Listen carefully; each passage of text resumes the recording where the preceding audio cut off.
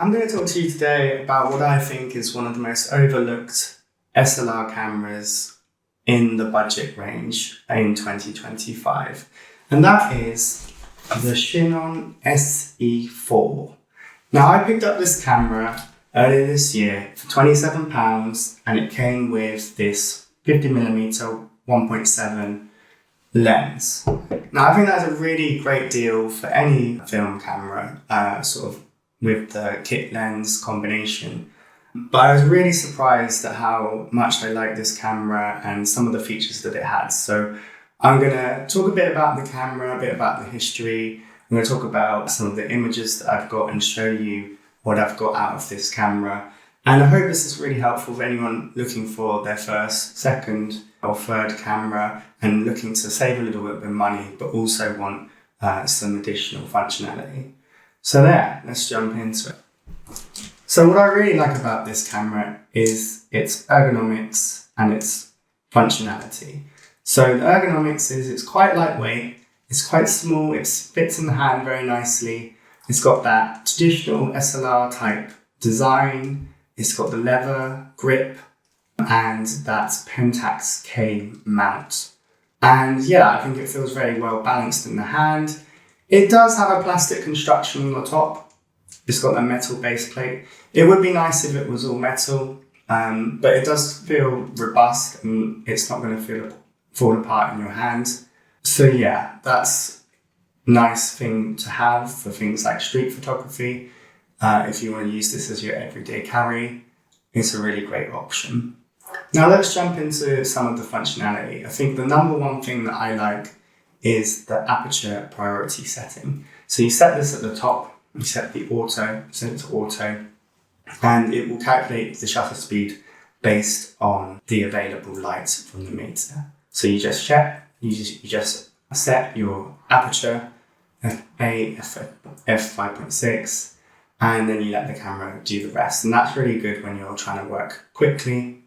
In terms of other metering options, the way this meter works, it uses a battery. You look through the viewfinder and it shows you basically two LEDs. One for what the meter is telling you the shutter should be, and one is what you have selected. So to view what you have selected, you half press the shutter, you hold it down, and it will tell you if you are at, say, 1/60th without having to look at that top dial.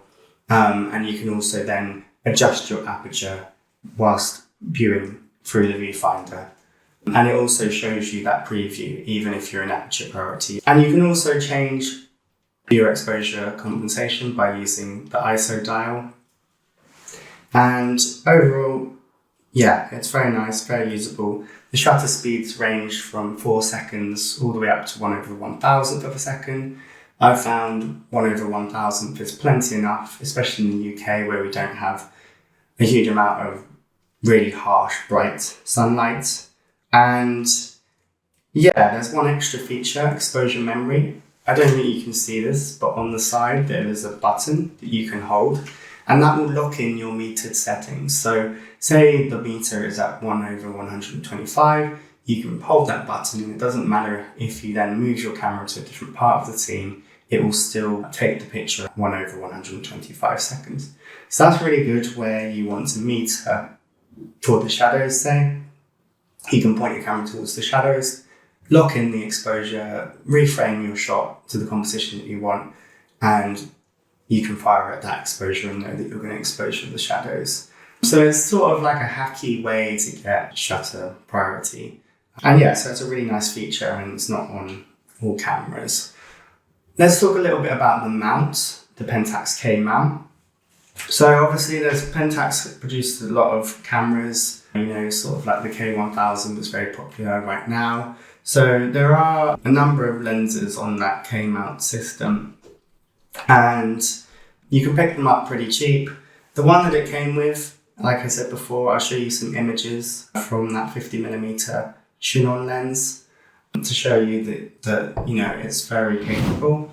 I do have the series of the SMC Pentax lenses. So it's a 2.8 28mm.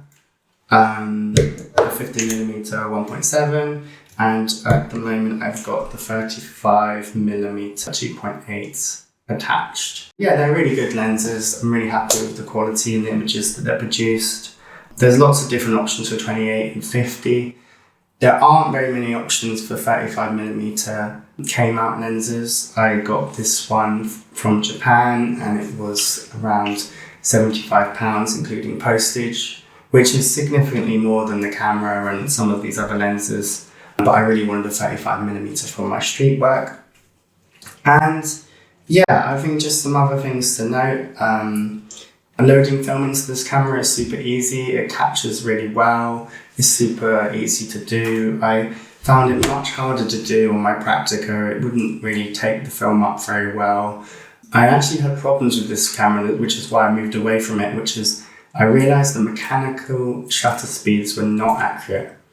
I was getting inconsistent results with my film, and I finally kind of figured out that the shutter speeds that were on the dials were probably off by at least sort of one stop, and that was giving me dodgy results. Whereas here it's got the electronic shutter release. I've had no problems with it so far, and yeah, I think this meter, I've checked it with my phone, it tends to overexpose by one stop, but for me that's perfect. I want to do that anyway. And I just shoot everything at box speed, occasionally change it if I need to, say, keep the shutter speed above a certain amount when I'm using auto.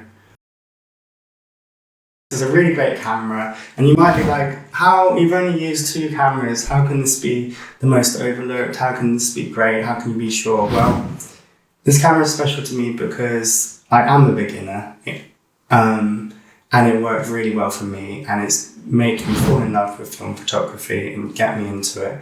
So for me, this is a really strong beginner camera, and you can still pick them up for bargains, and the K-mount system is gonna suit you well. So yeah, let me know your thoughts in the comments.